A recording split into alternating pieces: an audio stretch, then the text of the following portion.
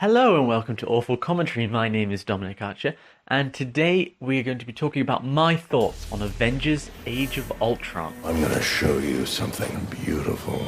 Age of Ultron was released in 2015, and I travelled literally 500 miles to find a cinema that showed it. I watched it 7 times in the cinema, even though I was pretty disappointed after the first viewing, so believe me when I say, I have some thoughts on this movie.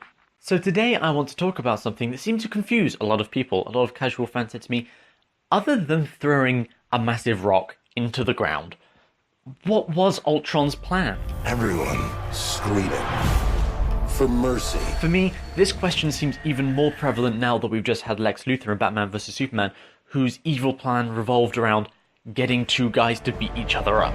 You want to protect the world, but you don't want it to change. But I actually believe that there's more to Ultron's plan in Age of Ultron than is obvious from the beginning.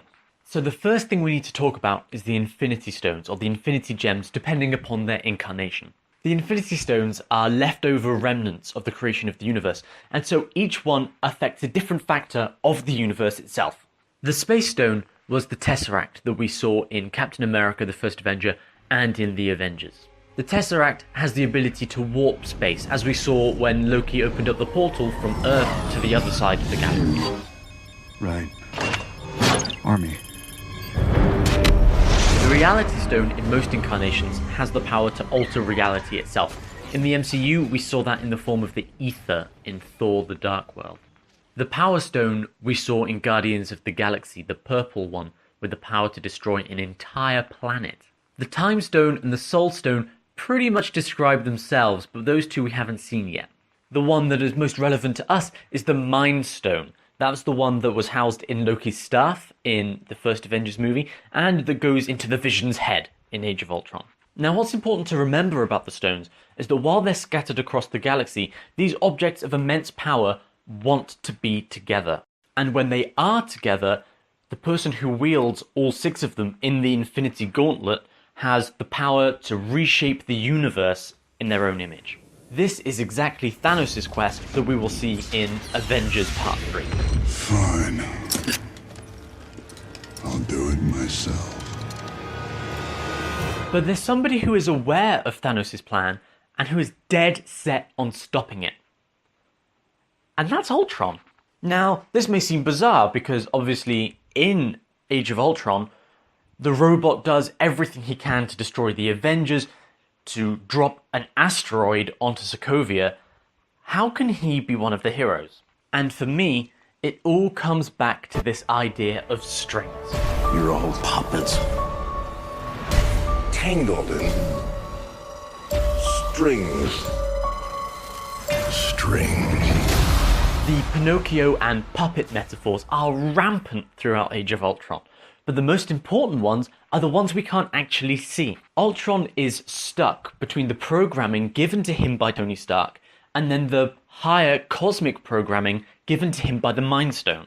Ultron's AI as a being comes directly from the Infinity Stone. The stone that was in the possession of Thanos that was then granted to Loki, that Loki then lost at the end of Avengers. The Mind Stone doesn't just have the ability to brainwash people in the way that Loki uses it, or just to fire cosmic energy. It also has the ability to read, control, and understand the minds of everybody in the universe.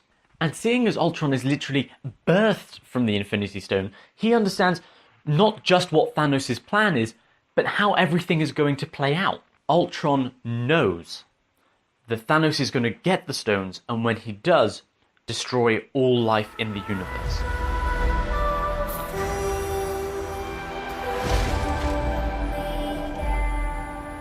But the programming, as given to him by Tony Stark, is to protect the Earth and to protect the human race. But how can Ultron save a world that is so utterly unprepared for what is to come that they leave the protection of the entire planet to 6 people? The answer is, of course, that he can't. It's the end. The end of the path I started us on. Nothing lasts forever.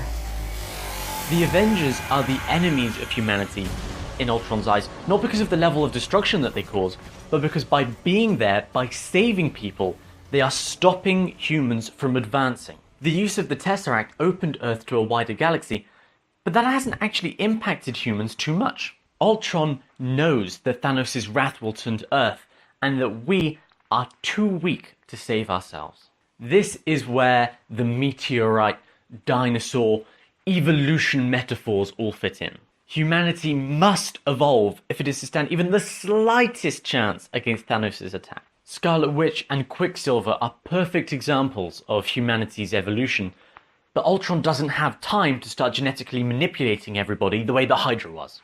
So, by weeding out the weak by destroying them, he then has the ability to pick off the strongest and do what he needs to do in order to save the human race. Ultron is doing exactly as he is programmed to do by Tony Stark, but on a cosmic level that Iron Man is utterly incapable of comprehending. It could even be said that Ultron doesn't fully comprehend why he's doing what he's doing. The Mad Titan is aware of the threat that the Avengers pose to his plans, and it would work out pretty nicely for him if Ultron was to destroy them all and to collect the Mind Stone. With the stone now in the head of the Vision, all Thanos has to do is walk up to him and just pluck it from the top of his forehead. There are no strings on me. Ultron sought to make a body for himself out of the strongest metal on Earth, capable of housing one of the 6 most powerful artifacts in the galaxy. That was to be the first step in his defense against Thanos. Instead, it almost appears as if he's gift-wrapped it for him. And this is something that the Vision is aware of too, something we see in their conversation at the end of Age of Ultron. So yes, Ultron's plan may fundamentally have been flawed and awfully inhumane, but I think that there is much more going on with it than is initially obvious on your first viewing. So what do you guys think? Do you agree with my views on Age of Ultron, or is there something that I'm missing? Put a comment down below and let me know. My name's Dominic Archer, thank you for watching Awful Commentary, and we will see you next time.